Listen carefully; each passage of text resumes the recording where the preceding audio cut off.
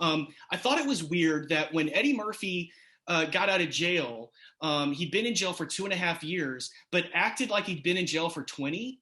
Did y'all get that? Like, Have you ever been in jail, Zach?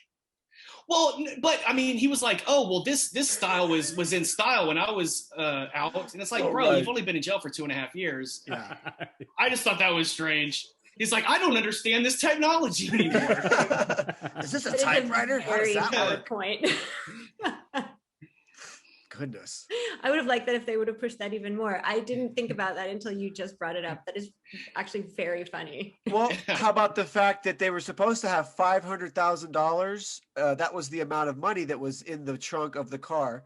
And when he went to grab the briefcase, it wouldn't have held $5,000. It was like the size of somebody's fanny pack, you know? It was ridiculously small. And then they were running around, like, for some reason, dudes just walking around San Francisco with a bag of money, like through the train station and on the street and behind the bar, through the alley. Like, dude, go somewhere and like do something with it. Don't just walk around waiting for somebody to come and get you.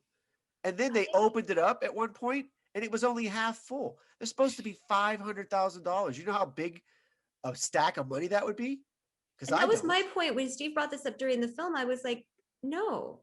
Is there $1,000 bill? We were discussing. I don't know, but like, yeah, where and like, what circles do you run in that you have seen and would have an idea of what this would look like? Like, Steve was outraged. He's like, that's not. That was like a $500,000. There's no way that could fit in a briefcase. And I'm like, what's been happening at your house that I don't know about? I have stacks of money